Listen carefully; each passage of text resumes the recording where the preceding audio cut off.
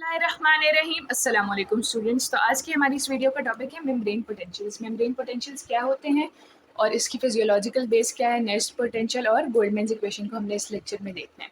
तो स्टार्ट करते हैं with the introduction of membrane potentials. Membrane potentials क्यों जनरेट होते हैं, फिजियोलॉजिकल बेस क्या है इसकी। फिजियोलॉजिकल बेसिस क्या है कि ईसीएफ और आईसीएफ वैसे तो इलेक्ट्रिकली न्यूट्रल होते हैं। क्या होते हैं? इलेक्ट्रिकली न्यूट्रल होते हैं ईसीएफ एंड आईसीएफ।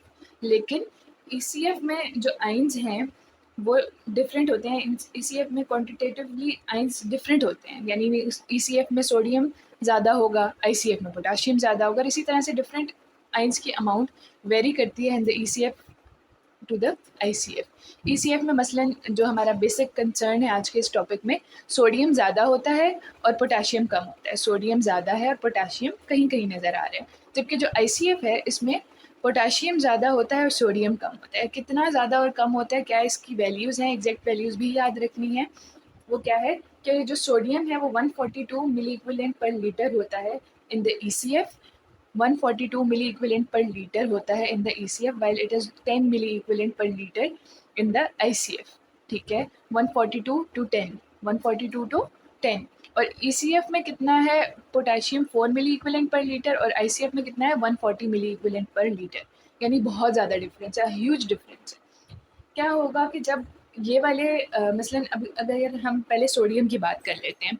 सोडियम जो है वो ट्रेवल करेगा along its concentration gradient into the cell, outside to inside move करेगा, क्योंकि इसका कंसंट्रेशन ग्रेडियंट यही बन रहा है ना कि from the higher quantity to the lower quantity, ये यहाँ पे मूव करेगा।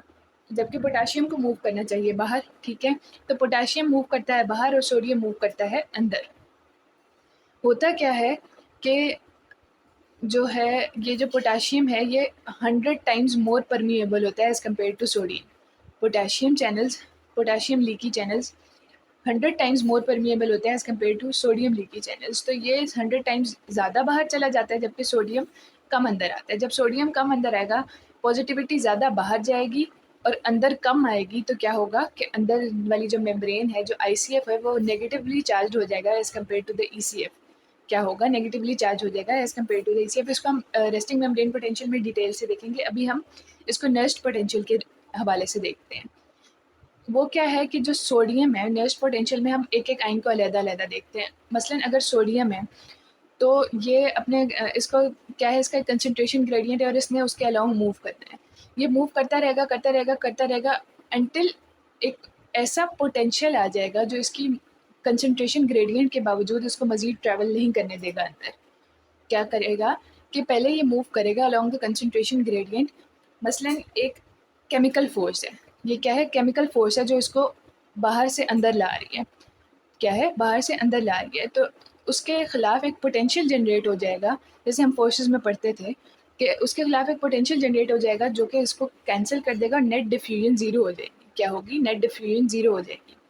इसी तरह से पोटेशियम का भी होगा कि इसने बाहर जाना था, ये पहले अपने along the concentration gradient move करता रहेगा, लेकिन एक ऐसा पोटेंशियल जनरेट होगा जो इसकी केमिकल डिफ्यूजन को, या जो इसके डिफ्यूजन का कंसंट्रेशन ग्रेडियंट जो इसकी वजह बन जाएगा, उसको इक्वली अपोज करेगा और नेट डिफ्यूजन जो है वो ज़ीरो हो जाएगी। क्या होगा, नेट डिफ्यूजन ज़ीरो हो जाएगी। इसको हम कहते हैं नर्स्ट पोटेंशियल। क्या कहते हैं, नर्स्ट पोटेंशियल।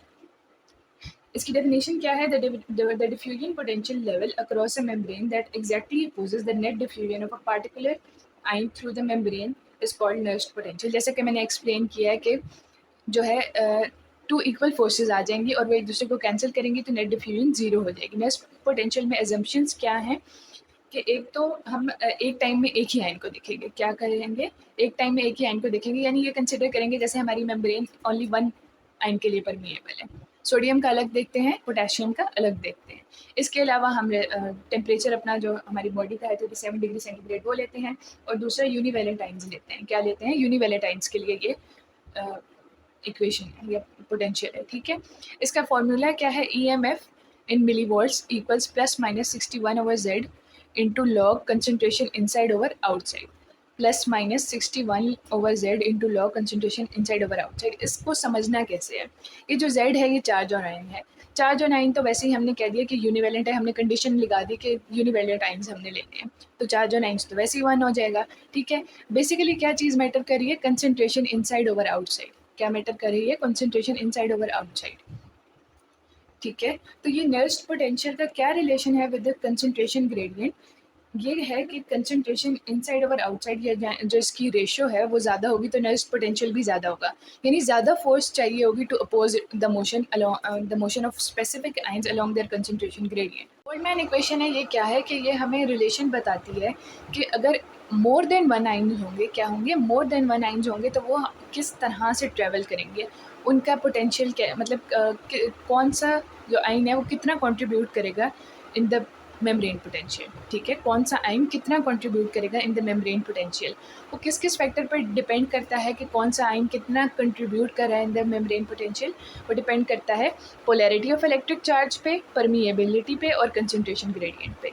किस किस चीज़ पर डिपेंड करता है, पोलैरिटी पे, परमिएबिलिटी पे और कंसंट्रेशन ग्रेडियंट पे, कि उसकी पोलैरिटी कितनी है, यानी उसका चार्ज नेगेटिव है या पॉजिटिव है, नेगेटिव और पॉजिटिव है तो यूनिवेलेंट है या बाइवेलेंट है, इस तरह की चीज़ों पे ये डिपेंड करता है। दूसरा परमिएबिलिटी पे डिपेंड करता है, जैसे कि अभी हमने जिक्र किया था कि पोटेशियम की परमिएबिलिटी ज़्यादा है as compare to sodium. Potassium की परमिएबिलिटी ज़्यादा है एज़ कम्पेयर टू सोडियम, इसलिए पोटेशियम ज़्यादा लीक हो जाता है। ठीक है, तो परमिएबिलिटी पे बहुत ज़्यादा डिपेंड करता है कि मेम्ब्रेन पोटेंशियल में किस आयन ने कितना ज़्यादा कंट्रीब्यूट करना है। ठीक है, इसके बाद आ जाते हैं कंसंट्रेशन ग्रेडियंट पे। कंसंट्रेशन ग्रेडियंट तो जैसे नर्स्ट पोटेंशियल में हमारे पास था, इसमें भी कंसंट्रेशन ग्रेडियंट का रोल होता है। ठीक है, कैसे होता है उसको हम अभी देखते हैं। इसका फॉर्मूला क्या है, EMF in millivolts of course equals -61 into log concentration of sodium inside plus the permeability into the permeability, concentration of sodium inside into the permeability। इसी तरह पे पोटेशियम की भी permeability और concentration inside, बाकी सारा फॉर्मूला वही रखना है, बस आपने हर जो है ना, जो आपने कंसंट्रेशन लिखी थी उसके साथ आपने ये वाली परमिएबिलिटी की भी, मतलब इसमें परमिएबिलिटी का फैक्टर ऐड हो गया। क्या है, परमिएबिलिटी का फैक्टर ऐड हो गया।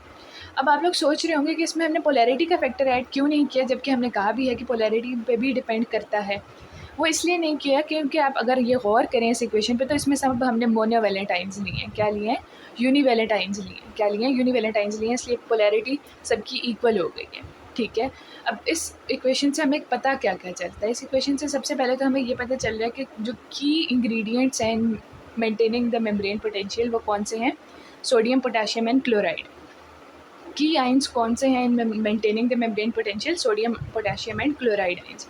इसके बाद ये है कि quantitative importance of ion for maintaining potential directly proportional to the permeability. ये बात भी पहले बता चुकी हूँ कि जैसे पोटेशियम था, जो पोटेशियम है वो 100 टाइम्स मोर ईज़िली डिफ्यूज़ हो सकता है, ईज़िली लीक हो सकता है थ्रू द मेम्ब्रेन, तो उसकी क्वांटिटेटिव इंपॉर्टेंस ज़्यादा होगी, वो ज़्यादा कंट्रीब्यूट करेगा इन द मेम्ब्रेन पोटेंशियल। इसको हम रेस्टिंग मेम्ब्रेन पोटेंशियल में भी तफसील से देखेंगे। ठीक है, जैसे कि permeability for potassium and calcium equal 0, ये एक एग्जांपल लेके बताया गया है ये कि अगर हम पोटेशियम और क्लोराइड की परमिएबिलिटी को बिल्कुल ज़ीरो कर देंगे तो जो नर्स्ट पोटेंशियल होगा और नर्स्ट पोटेंशियल ऑफ सोडियम होगा वो इक्वल होगा गोल्डमैन पोटेंशियल के, क्योंकि वो डिपेंड ही सोली सोडियम पे कर रहा है। किस पर कर रहा है, सोली सोडियम पे डिपेंड कर रहा है, इसलिए क्योंकि इन दोनों की तो परमिएबिलिटी ज़ीरो हो गई, ये तो ना बाहर जा रही हैं ना अंदर आ रही हैं। जब ये ना बाहर की तरफ मूव कर रही है ना अंदर की तरफ मूव कर रही है तो इनका कोई नेट अफेक्ट ही नहीं होगा। ठीक है, इनका कोई नेट अफेक्ट ही नहीं होगा। तीसरी बात क्या है कि अगर मसलन हमारे पास, इसको हम यहाँ पे देखते हैं कि अगर कोई पॉजिटिव आइन था वो अंदर आएगा तो बाहर नेगेटिविटी क्रिएट होगी। इसी तरह अगर कोई पॉजिटिव आइन अंदर से बाहर जाएगा तो अंदर नेगेटिविटी क्रिएट होगी।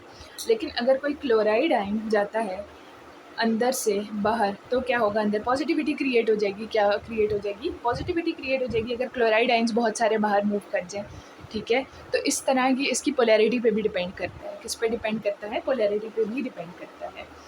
इसके बाद क्या है कि permeability of sodium and potassium varies more during conduction of impulses. ये पॉइंट बहुत इंपॉर्टेंट है कि जो सोडियम और पोटेशियम है ये ज़्यादा, पहले हमने कहा कि क्लोराइड भी इंपॉर्टेंट है, ठीक है, क्लोराइड इंपॉर्टेंट है, लेकिन सोडियम एंड पोटेशियम सबसे ज़्यादा इंपॉर्टेंट है। क्यों? क्योंकि सोडियम लीकी चैनल्स और पोटेशियम लीकी चैनल्स ये एक तो ये कंट्रीब्यूट करते हैं रेस्टिंग मेम्ब्रेन पोटेंशियल में, और दूसरा सोडियम पोटेशियम पंप होता है, और इस तरह के बहुत सारे मैकेनिज़म्स होते हैं जिनसे सोडियम पोटेशियम की कंसंट्रेशन ज़्यादा वेरी कर रही होती है, और ये इसी पे ज़्यादा डिपेंड करता है the membrane potentials. Okay, so that's all for today. I hope you find this video useful. Stay tuned and subscribe to my channel.